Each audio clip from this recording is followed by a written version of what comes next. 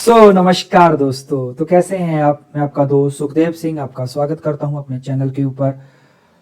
दोस्तों, आज हम जिस वीडियो के ऊपर चर्चा करने जा रहे हैं इसका नाम है वर्क परमिट सिस्टम। इस वीडियो के पहले पार्ट में हमने वर्क परमिट के बारे में कुछ चीजों के ऊपर चर्चा की, जैसे कि वर्क परमिट सिस्टम क्या होता है, what are the legal requirements क्या है उसकी, what are the type of work permit की, वर्क परमिट के कौन कौन से टाइप होते हैं, किस किस प्रकार के वर्क परमिट होते हैं, पर्सन इन्वॉल्वमेंट की कौन कौन लोग इन्वॉल्व रहते हैं परमिट में, जैसे परमिट इशूअर, परमिट रिक्वेस्टर, उसके बाद सेफ्टी ऑफिसर, एरिया इंचार्ज। तो उन सब की क्या क्या रोल एंड रिस्पॉन्सिबिलिटीज रहती हैं, इन सब चीजों के ऊपर हमने चर्चा किया। दोस्तों, आज के इस वीडियो में हम इसके आगे की चीजों के ऊपर चर्चा करेंगे कि वर्क परमिट का जो फ्लो है वो क्या होता है, कैसे वर्क परमिट फ्लो करता है, क्या क्या चीजों का ध्यान रखा जाता है, कौन कौन सी जानकारी जो है वो परमिट के अंदर रहती है, उन सब चीजों के ऊपर हम चर्चा करेंगे। तो चलिए शुरू करते हैं हमारा आज का टॉपिक।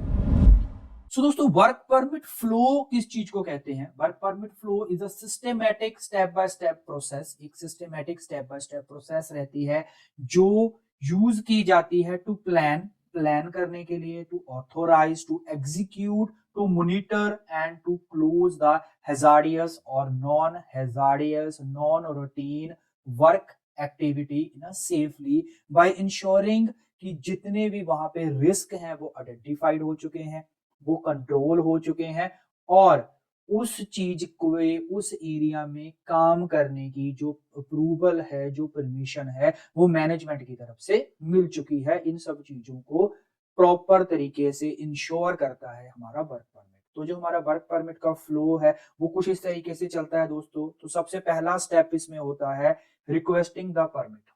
दूसरा होता है दोस्तों हैजार्ड आइडेंटिफिकेशन। थर्ड रहता है risk control measures. Then fourth is the site inspection. Fifth is the permit approval. Then there is a permit display. Then there will be a permit work execution and monitoring. And the last one is a permit closure. तो इस पूरे flow में जो हमारा work permit है वो काम करता है। तो आइए समझते हैं इन सब चीजों के बारे में थोड़ा डिटेल में। तो इसमें हमारा सबसे पहला आता है रिक्वेस्टिंग द परमिट। तो सबसे पहला काम होता है उस परमिट की रिक्वेस्ट करना। ये रिक्वेस्ट कौन करता है? जो हमारा परमिट रिक्वेस्टर होता है, वो इंसान जो है उसका क्या काम होता है? वो वर्कर कोई भी हो सकता है, वो कोई कॉन्ट्रैक्टर हो सकता है, जहां कोई और साइट सुपरवाइजर लेवल का बंदा हो सकता है, जिसको उस एरिया में, पर्टिकुलर एरिया में काम करना है। तो वो सबसे पहले परमिट की रिक्वेस्ट करता है। तो परमिट में वो पहले इंश्योर करता है कि कौन सी एक्टिविटी होने वाली है, वो नॉन रूटीन है या हाई रिस्क एक्टिविटी है। तो वहां पे उसके बारे में उसकी सच एज जॉब डिस्क्रिप्शन दी जाती है कि क्या काम होने वाला है। एक डॉक्यूमेंट के फॉर्म में लिखा जाता है कि क्या काम होने वाला है, कौन सी एक्टिविटी है, कौन सी लोकेशन पे काम होने वाला है, कितनी ड्यूरेशन का वो काम है, कितनी देर तक वो काम चलेगा, कौन से टूल्स, कौन सी मशीनरी का इस्तेमाल किया जाएगा, और कितनी मैन पावर जो है उसका इस्तेमाल किया जाएगा। वो प्रॉपर तरीके से एक डॉक्यूमेंट प्रिपेयर करता है और उस डॉक्यूमेंट में ये सारी की सारी डिटेल है वो थॉरोली लिखी जाती है। कोई भी काम बिना परमिट के, बिना अप्रूवल के नहीं होता है इंडस्ट्री में। ये मैंडेटरी रहता है दोस्तों। सबसे पहला काम होता है रिक्वेस्ट करना कि जिस इंसान ने भी उस पर्टिकुलर एरिया में काम करना है उसको प्रॉपर एक रिक्वेस्ट फॉर्म, जिसे परमिट फॉर्म कहा जाता है, वो भरना पड़ता है। इसमें ये सारी डिटेल दी जाती है। नेक्स्ट स्टेप रहता है हैजार्ड आइडेंटिफिकेशन।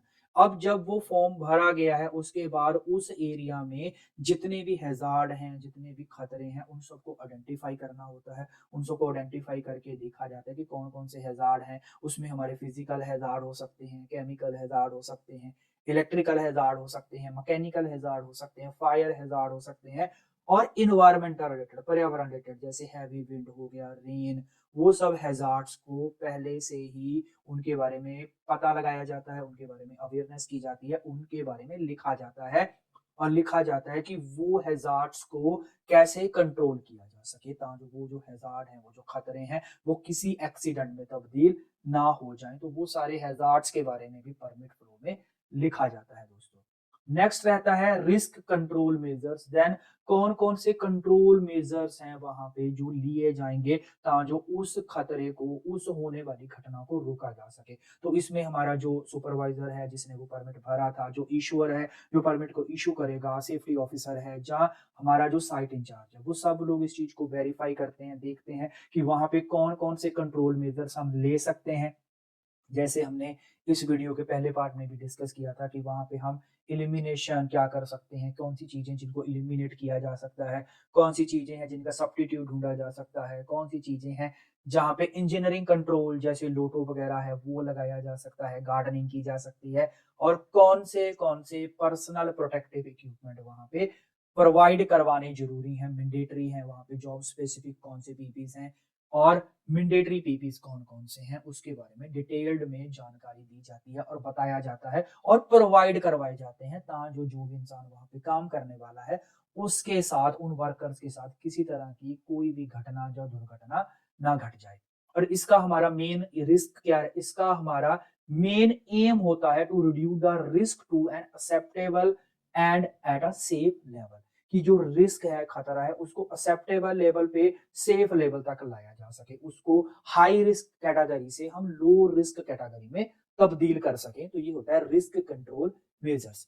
नेक्स्ट होता है काम दोस्तों, फोर्थ स्टेप होता है हमारे परमिट का साइट इंस्पेक्शन। अब ये सब चीजें हमारे पास एक डॉक्यूमेंट में आ गई। अब जो हमारे साइट परमिट इशूअर हैं या साइट सेफ्टी ऑफिसर हैं या एरिया इंचार्ज है, उनका फर्ज बनता है, उनकी ड्यूटी बनती है कि वो उस साइट को विजुअली इंस्पेक्ट करें।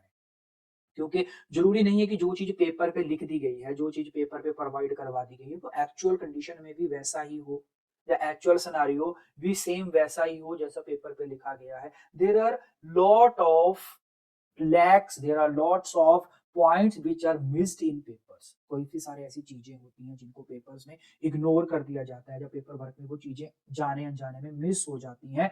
तो उस कंडीशन में साइट पे इंस्पेक्शन की जाती है कि जो जो इन्होंने कंट्रोल मेजर दिए हैं, जो जो भी वहां पे हैजार्ड इन्होंने बताए हैं, क्या उसके अलावा तो कोई हैजार्ड अवेलेबल नहीं है, क्या उसके अलावा तो किसी और कंट्रोल मेजर की जरूरत नहीं है, क्या जिन लोगों का नाम वर्क परमिट के ऊपर लिखा गया है वही लोग काम कर रहे हैं, कहीं कोई और वर्कर तो नहीं। तो वो आइडेंटिफाई किया जाता है, वो चीजें वेरीफाई की जाती हैं कि प्रॉपर जो एनर्जी आइसोलेशन बोला गया है, क्या एनर्जी आइसोलेशन हो चुका है, क्या लोटो का अगर जिक्र किया गया है तो क्या वो लोटो लग चुका है। तो वो सब चीजों को वेरीफाई करने के लिए साइट इंस्पेक्शन की जाती है दोस्तों। नेक्स्ट फ्लो में हमारा पार्ट रहता है परमिट अप्रूवल। जब हमारे सेफ्टी ऑफिसर, साइट इंचार्ज, वो सब लोग इस साइट को इंस्पेक्शन कर लेते हैं, चीजों को वेरीफाई कर लेते हैं, इंश्योर हो जाते हैं, नेक्स्ट स्टेप होता है उस परमिट को अप्रूवल देना। यानी कि जो भी हमारा परमिट इश्योर होगा वो उस परमिट के ऊपर साइन करेगा और साइन करके उसको ऑथोराइजेशन करेगा, उन लोगों को अप्रूवल देगा, ऑथोराइज करेगा वहां काम करने के लिए। और ये जो अप्रूवल होती है ये कंफर्म करती है कि वहां पे जो वर्क है वो सेफ कंडीशन में किया जाएगा और वो परमिट की वैलिडिटी जो है वो उतने टाइम के लिए ही होगी जितने टाइम के लिए उसके ऊपर मेंशन की गई है। मतलब ऐसा नहीं कि अगर वहां पे अप्रूवल दे दी तो वो लोग कभी भी काम, कितनी देर भी काम कर सकते हैं। प्रॉपर उसके ऊपर एक पर्टिकुलर टाइम लिखा जाएगा और इतने टाइम के लिए ही वही पर्टिकुलर वर्कर्स जो हैं उस एरिया में खड़े होकर काम कर सकते हैं। ये चीजें इंश्योर की जाती है दोस्तों।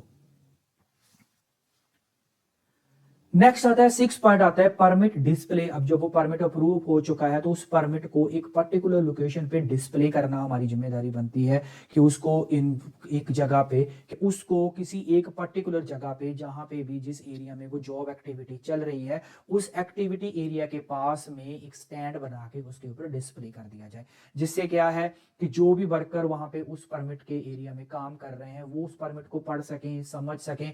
जहां अगर कोई भी वहां पे विजिट के लिए आता है, कोई इंसान, कोई सेफ्टी ऑफिसर या कोई और भी बंदा, कोई सीनियर मैनेजमेंट का इंसान कोई वहां पे विजिट करने आता है तो वो उस परमिट को देख सके, जिससे उसको भी पता चल सके कि वहां पे क्या काम चल रहा है और जो भी काम चल रहा है वो प्रॉपर किसी ऑथोराइजेशन के अंडर ही चल रहा है, बिना अथॉरिटी के वहां पे कोई काम नहीं चल रहा है। इसीलिए उस परमिट को डिस्प्ले किया जाता है किसी सेफ जगह पे जहां पे वो डैमेज ना हो, खराब ना हो, फट ना जाए और सबको सामने दिखता रहे। नेक्स्ट हमारा होता है दोस्तों 7 स्टेप होता है वर्क एग्जीक्यूशन एंड मॉनिटरिंग। अब जब हमारा ये परमिट डिस्प्ले हो गया, परमिट अप्रूव हो गया, सारा कुछ हो गया, अब नेक्स्ट काम होता है काम को करना। कि जिस काम के लिए वो परमिट लिया गया है उस काम को परमिट कंडीशंस के अंडर किया जाए, उसके ऊपर कंटिन्यू मॉनिटरिंग जो करा जाता है। वो सेफ्टी सुपरवाइजर या साइट सुपरवाइजर जो है वो कंटिन्यू मॉनिटरिंग करते हैं कि जो जो चीजें हैं। देखिए दोस्तों, परमिट में हमने कंडीशंस को तो कंट्रोल कर लिया, कि हमने कंडीशंस को कंट्रोल कर लिया, हमने पीपीज दे दिए, हमने एरिया बैरिकेड कर दिया, हमने टूल्स सारे सेफ दे दिए, लेकिन देयर आर सर्टेन एक्ट जो परमिट में भी कंट्रोल नहीं होते। जैसे कि कोई बंदा वहां पे जल्दबाजी कर रहा है, शॉर्टकट ले रहा है, जहां वो बंदे ओवर कॉन्फिडेंस में काम कर रहे हैं, जहां कोई गलत तरीके से काम कर रहे हैं, हॉर्स प्ले कर रहे हैं साइट के ऊपर, मेथड उनका गलत है काम करने का। तो वो चीजें इंश्योर करने के लिए या वो चीजों को देखने के लिए, उन चीजों के ऊपर सुपरविजन रखने के लिए सुपरविजिंग या मॉनिटरिंग का काम किया जाता है। तो हमारे सेफ्टी सुपरवाइजर हो गए, जो साइट सुपरवाइजर है, वो टाइम टू टाइम उस एरिया को विजिट करते रहते हैं, उस साइट को विजिट करते रहते हैं और ये इंश्योर करते रहते हैं कि वहां पे जितना भी काम हो रहा है वो प्रॉपर सुपरविजन में जैसा बताया गया है सेफली तरीके से हो रहा है या नहीं हो रहा है। तो ये मॉनिटरिंग का काम कंटिन्यू चलता रहता है जब तक हमारा काम या जब तक वो जॉब एक्टिविटी वहां पे परफॉर्म की जाती है। दोस्तों नेक्स्ट 8th आता है दोस्तों परमिट क्लोजर। तो लास्ट पार्ट होता है कि जब हमारी जॉब कंप्लीट हो चुकी है तो उस एरिया को क्लीन करना है, सेफ करना है, दोबारा से टूल्स, मटेरियल और आइसोलेशन को रिमूव करना है, नॉर्मलाइज करना है और फिर उस परमिट को ऑफिशियली क्लोज कर दिया जाएगा by sine of a responsible person. जो भी रिस्पॉन्सिबल पर्सन है, जो भी इशूअर है उस परमिट का, वही पर्सन दोबारा उस साइट को विजिट करेगा, देखेगा कि वहां पे अब कोई हैजार्डियस चीज तो नहीं, वहां पे कोई हैजार्डियस एनर्जी तो नहीं अवेलेबल, जब वहां पे उस जॉब की डेब्रिस तो नहीं उन्होंने इधर उधर फेंच दी, कचरा तो नहीं फैला रखा, जो भी आइसोलेशन किया गया था, जो भी लोटो वगैरह लगाए गए थे, जो भी एनर्जी को आइसोलेट किया गया था, वो दोबारा से न्यूट्रलाइज कर दी गई है। तो उसके होने के बाद, प्रॉपर होने के बाद, सारा कुछ इंश्योर करने के बाद फिर उस परमिट को क्लोज कर दिया जाता है और फिर उस दिन की एक्टिविटी जो है वो खत्म हो जाती है। इसमें कई बार हमें परमिट जो है वो, अगर हमने 8 घंटे का दिया है तो 8 घंटे में काम नहीं कंप्लीट हुआ तो परमिट को एक्सटेंड कर दिया जाता है। वो इन सर्टन कंडीशन, अगर कभी जरूरत पड़ती है, कहीं इमरजेंसी में ऐसा काम करना पड़ता है तो उस कंडीशन में परमिट को एक्सटेंड भी कर दिया जाता है कुछ घंटों के लिए। अदरवाइज नॉर्मल जितने टाइम के लिए वो परमिट दिया गया है उतना टाइम कंप्लीट होने के बाद दोबारा से उस साइट को विजिट किया जाता है और परमिट को क्लोज कर दिया जाता है। दोस्तों ये था हमारा आज का वीडियो जिसमें हमने वर्क परमिट के बारे में बहुत सारी इंपॉर्टेंट बातों को समझा। आई होप आपको ये वीडियो भी पसंद आया होगा। इस वीडियो पे बने रहने के लिए आप सबका बहुत बहुत धन्यवाद। तो आज के लिए बस इतना ही, जल्दी ही मिलते हैं एक नए वीडियो में एक नए टॉपिक के साथ। तब तक अपने दोस्त सुखदेव सिंह को इजाजत दें। आप सबका बहुत बहुत धन्यवाद। Sukhdev Singh signing off.